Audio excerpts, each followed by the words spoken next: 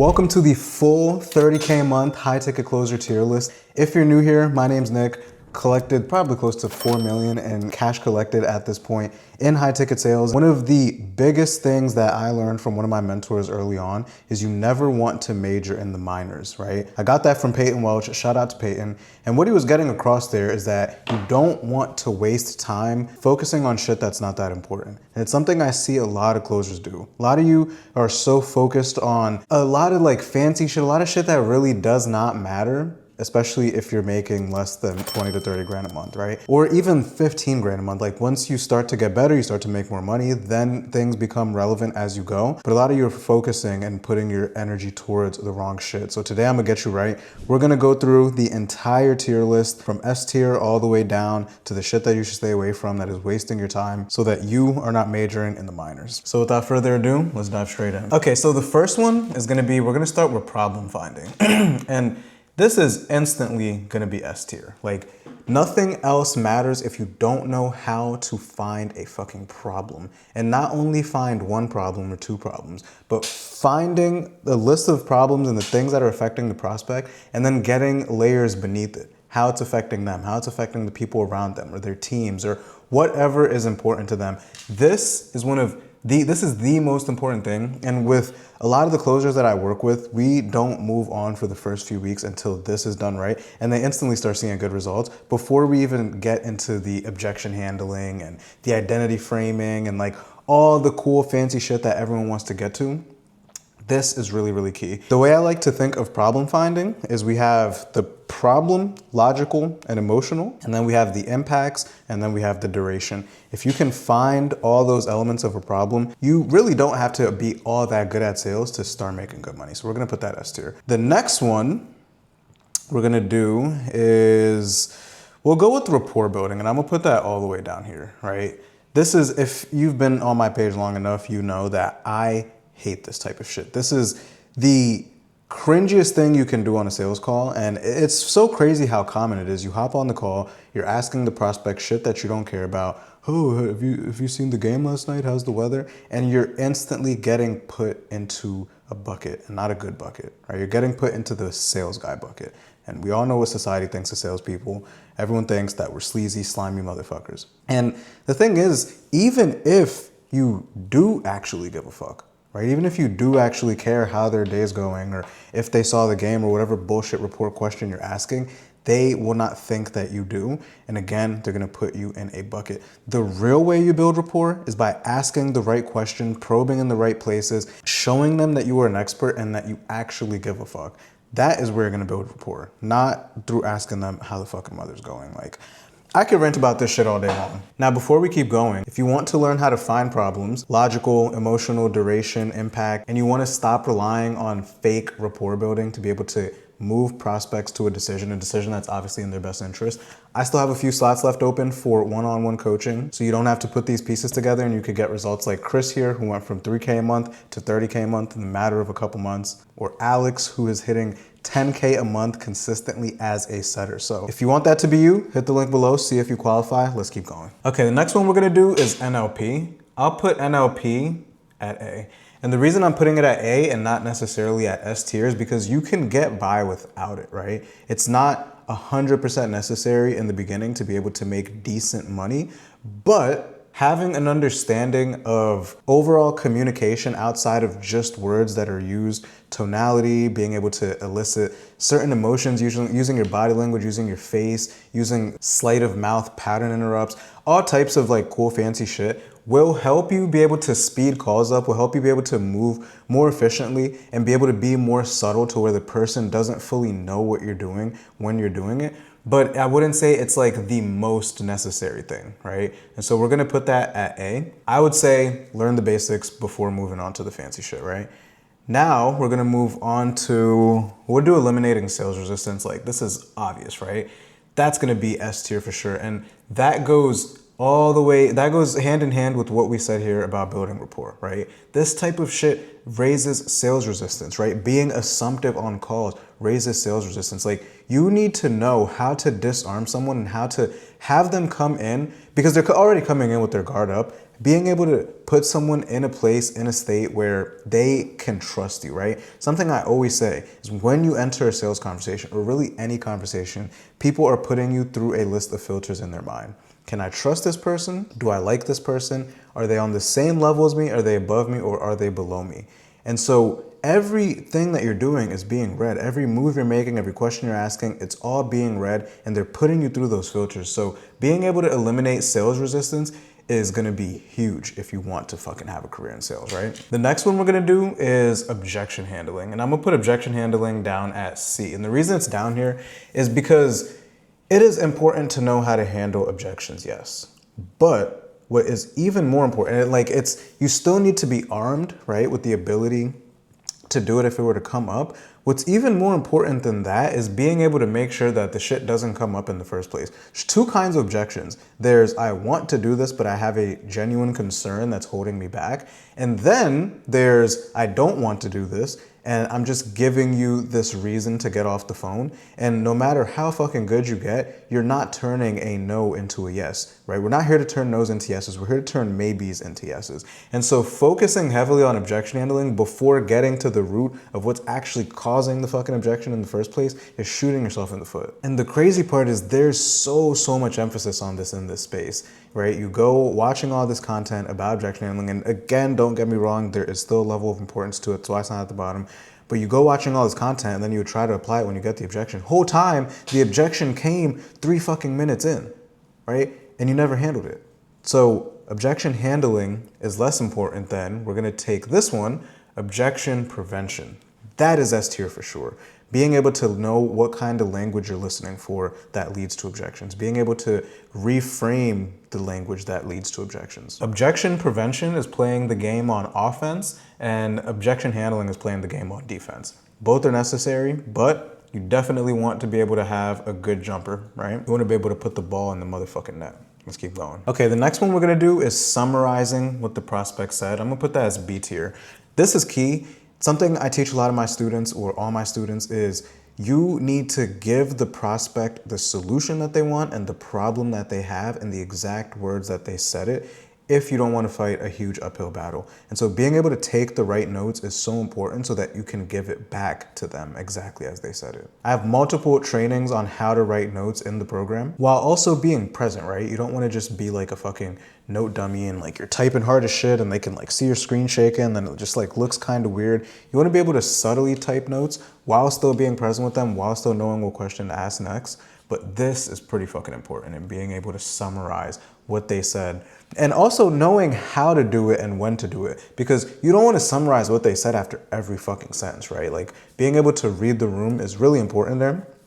Like, I remember there was a time I learned how to summarize and fucking, I read that book by Chris Voss, Never Split the Difference, and he's like, yeah, you gotta like repeat back what they say. So I hopped on a sales call and I damn near was repeating everything that this woman was saying. And then she just like abruptly stopped and was like, why do you keep repeating what I'm saying? And I was like, honestly, it's a good fucking point. That probably does sound a little weird. So knowing how to use this with notes is gonna be key. Moving on. Body language and expressions, I'll put that on the same line as tonality, because this is all sub-communication, right? In NLP, a lot of NLP is sub-communication.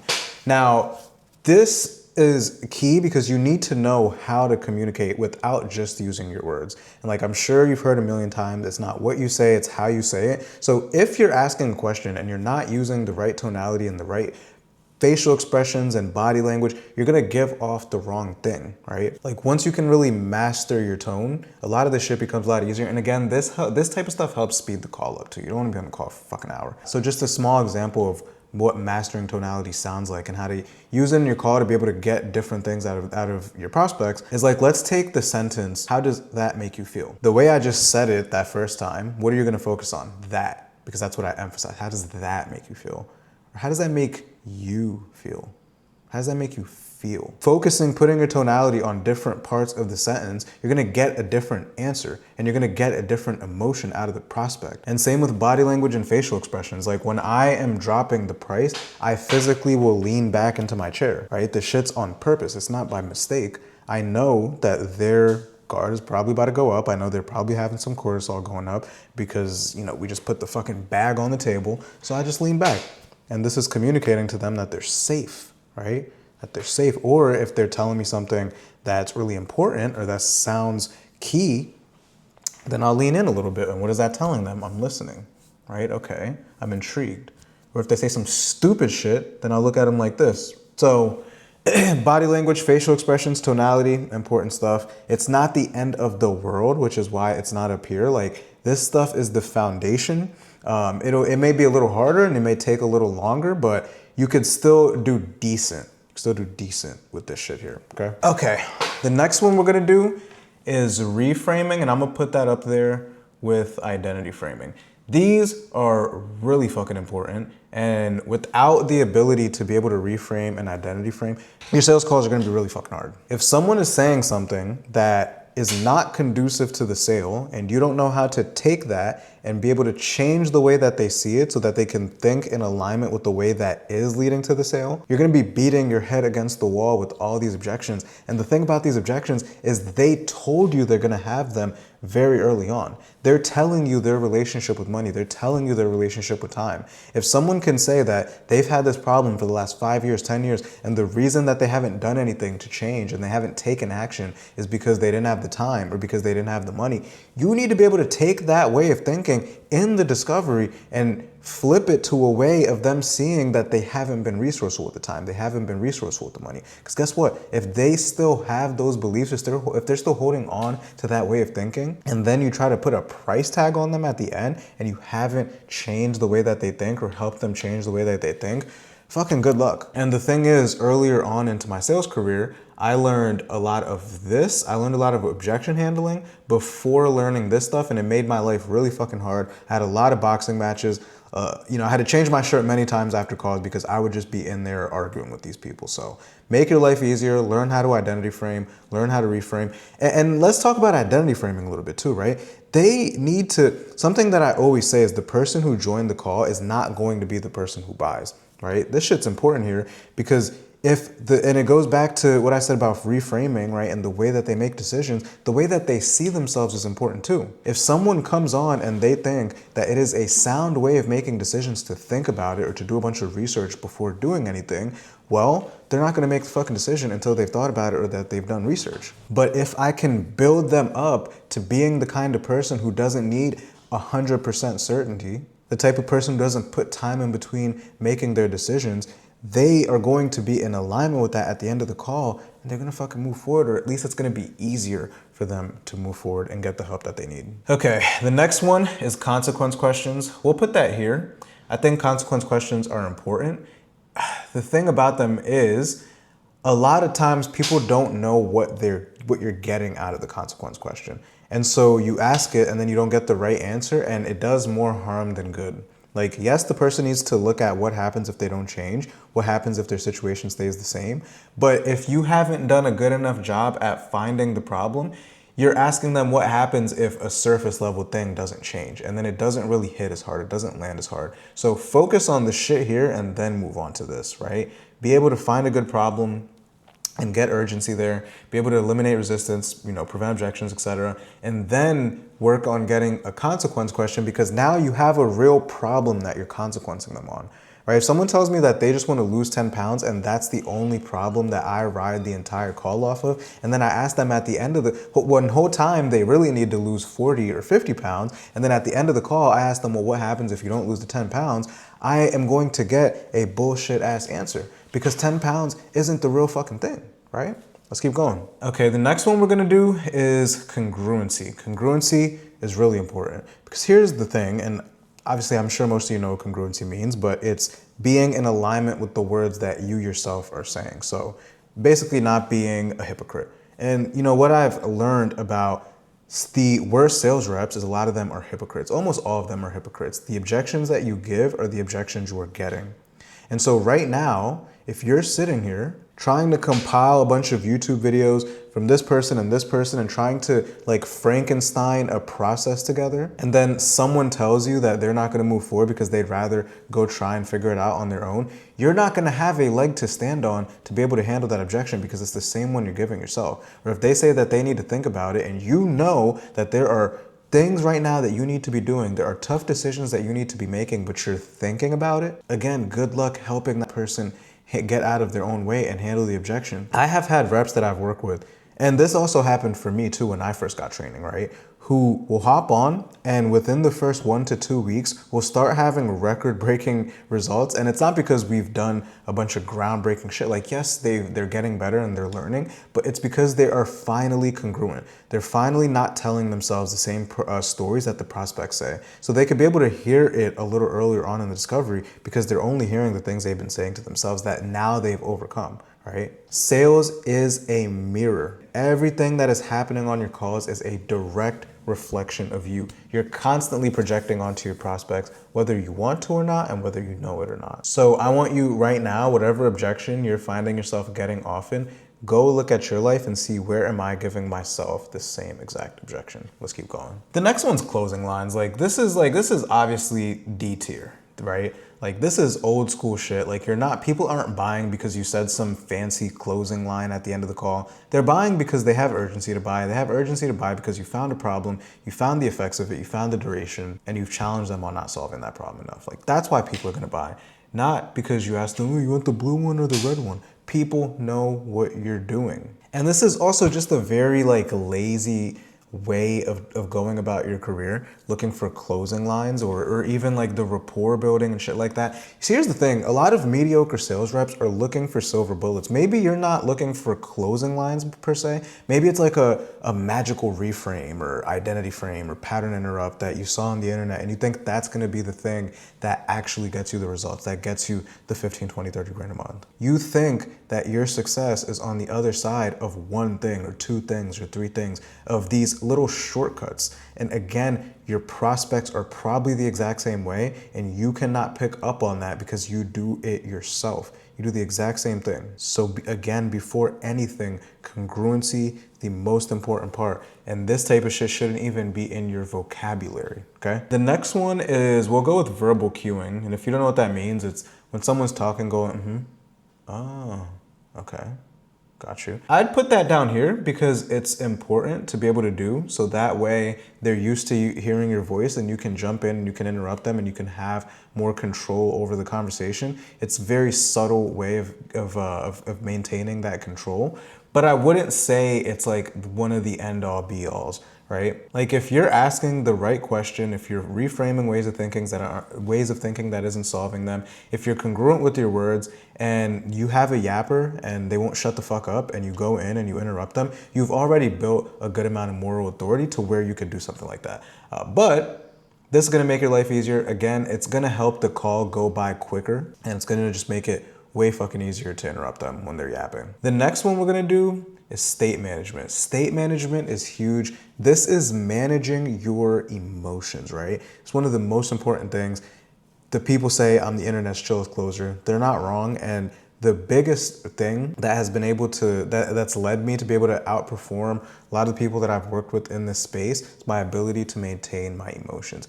My life could be falling apart and you will not be able to tell if you hopped on a call with me. I could have gotten the craziest news and I will still hop on and I will still perform. In fact, some of the calls that I review on this channel were during seasons that shit was not going well, right? Just personal life. But I still show up, I still do what I need to do. And even when I'd be in a place where I'm not performing, where I know I should be doing better, I know I should be getting more deals over the line, but it's not happening, I didn't let that fuck with my performance. There was a week, for example, where one week I literally collected no cash, right?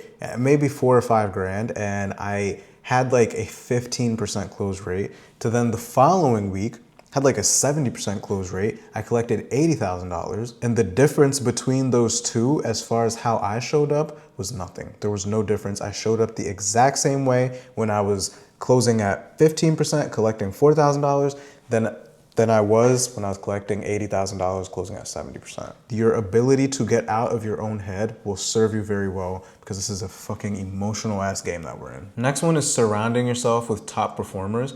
We'll put that here.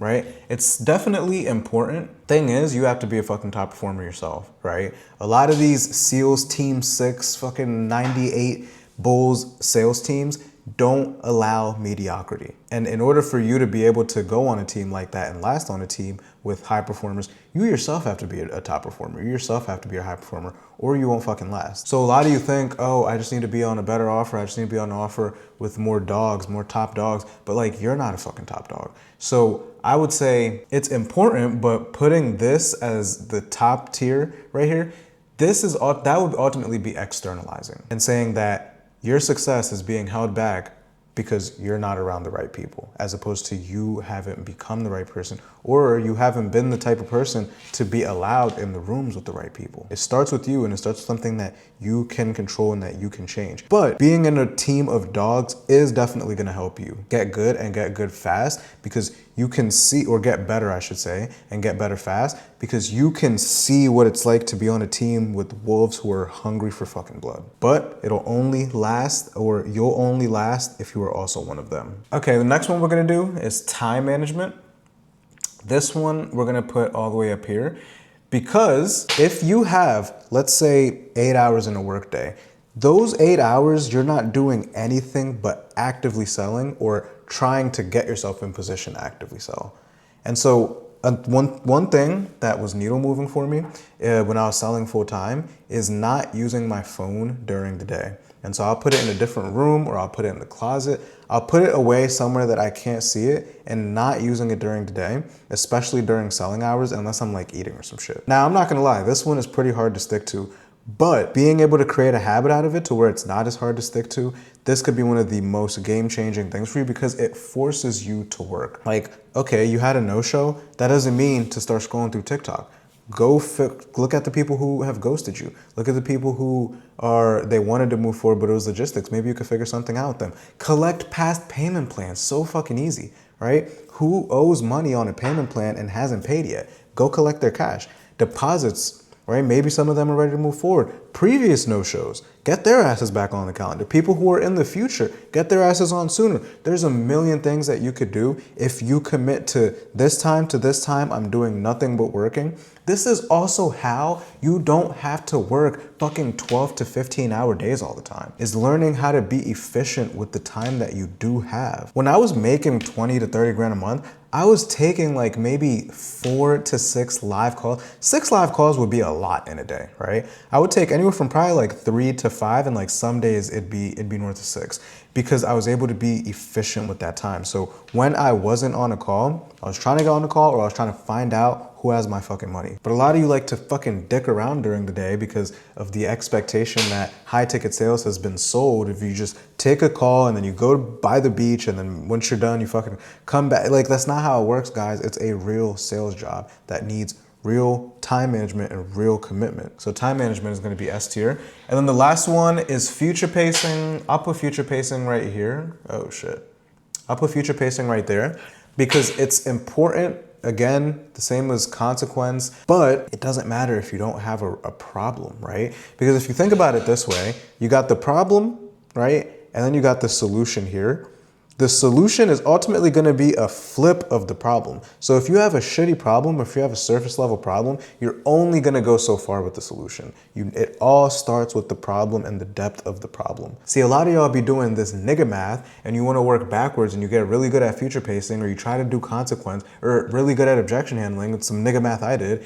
And then you still don't move deals forward, because you never had a problem to begin with. The problem is the anchor of the call. Without a solid problem, nothing else matters. And just like that, you have the complete tier list of a 30K a month high ticket closer. If you're ready to take things to the next level, like Matei here, Matei is the top performer on his team right now. And just 6 weeks ago, when we first started working together, he was taken off the calendar and he was at risk to being fired. And part of the reason he's fucking crushing it and doing well is A, he's learned to get really good at finding problems, and B, he's congruent. He got tired of telling himself the same exact thing that his prospects were saying and wondering why he was looking at a mirror, and he's fucking crushing it now. Or we have Chris, again, who went from 3K a month to 30K a month. Or Anthony, who hit his first 10K month at 21 years old. Or we got fucking Julian, Julian was in a really rough financial place when we first started working together. We had to get creative, and he has no problem me saying this. We had to get creative. We had to figure out how to make it work for him. And now he's making 20 grand a month,